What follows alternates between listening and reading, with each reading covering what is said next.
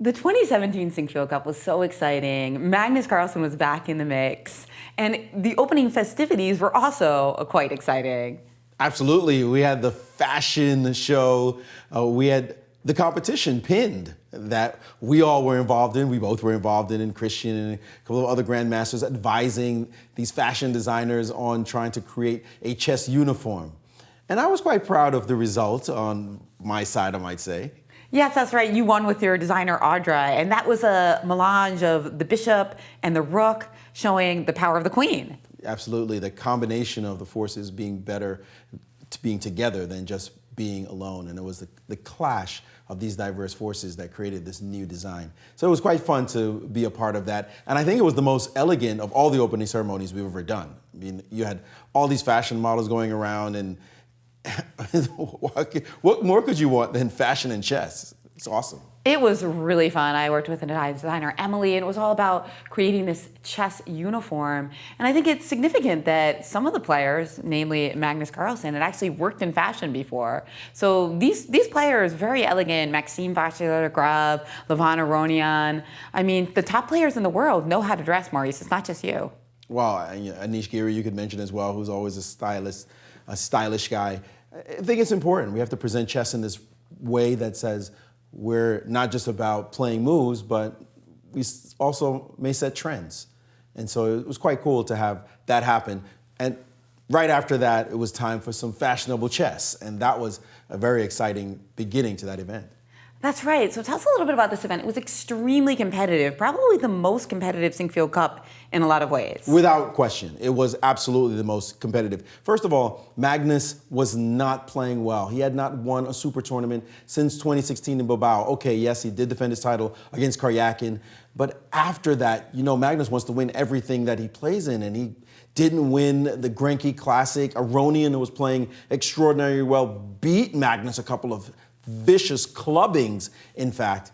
We had Wesley, who had this meteoric rise after winning the Sinquefield Cup the year before. And so many events that he won. He won the gold medal at the Olympiad with the team, also on his individual board. He also won London. He also won Tata Steel. He won the US Championship. So he had slowed down a little bit by the time the Sinquefield Cup came around, but still, people were trying to catch their breath from how much he was victorious.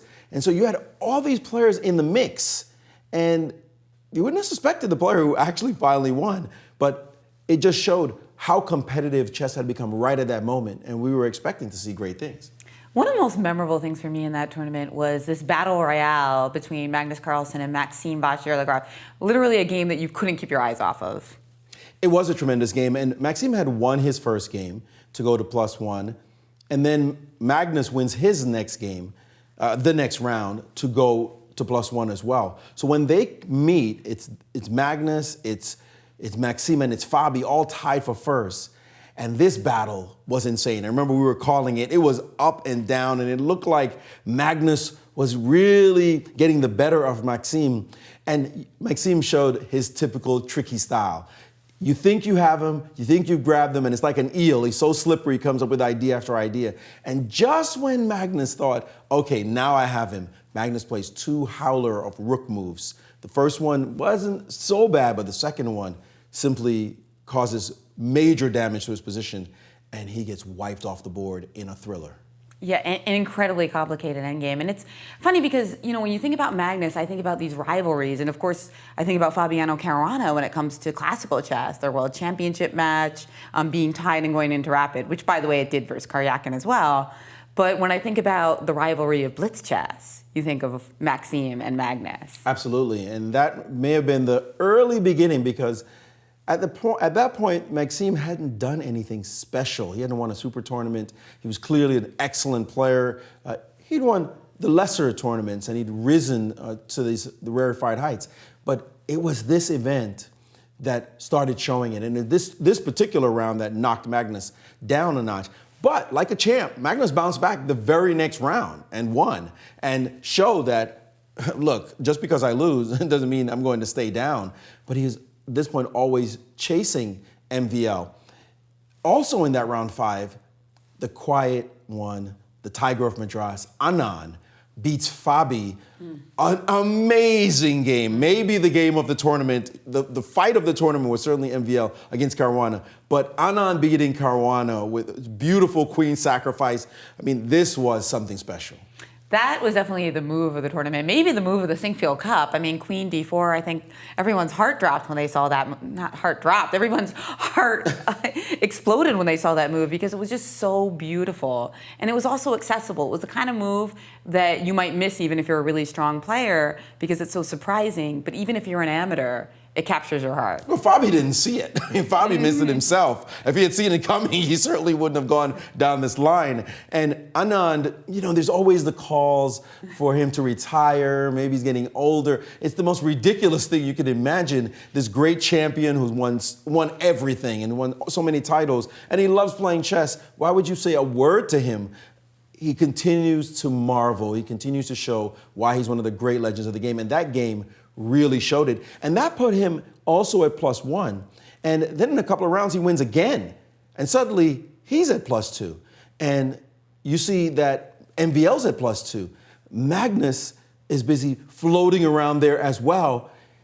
And Aronian comes back into the mix also. And he goes to +2.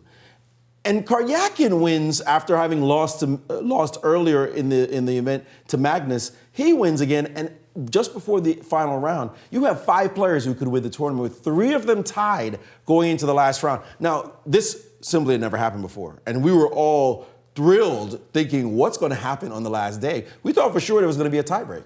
Yeah, I remember being both thrilled, but also a little bit stressed because there were some strange tie breaks if there were like 3 people tied for first. So in my heart, I was like, okay, maybe somebody can just win it. I love tie breaks, but it was such an exciting last round. And I have to say the Maxime game really left a big impression on me. Yes, Maxime, basically it was a situation where if you win, you're in to at least a tie break, and then you have these 2 other players who, if they win, then you're going to play against one or both of them. And Aronian goes down against Magnus. That's, of course, Magnus had to deliver. He had to win and hope things worked out his way. And he showed what a great champion he is by being able to do that.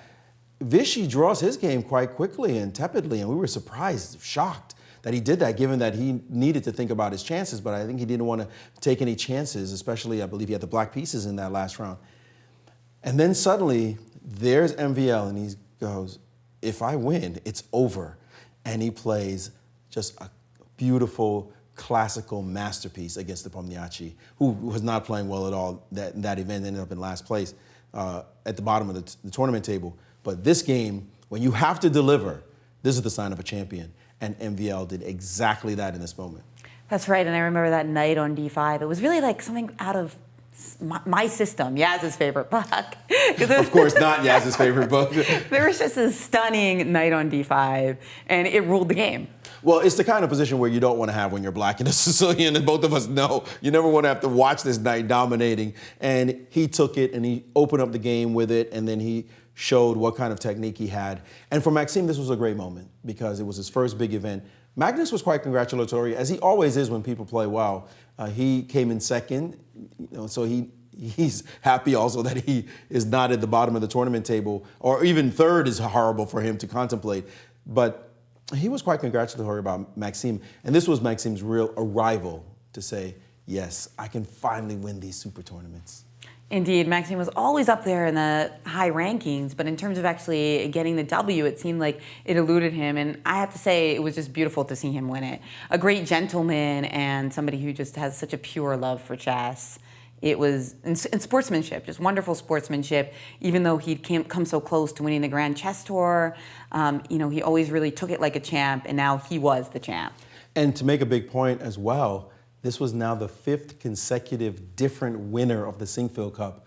How does that happen? I mean, the Sinquefield Cup continues to give us these incredible nuggets to remember and to really marvel at by its specialness. It almost makes you wonder, could it have gotten any better in 2018?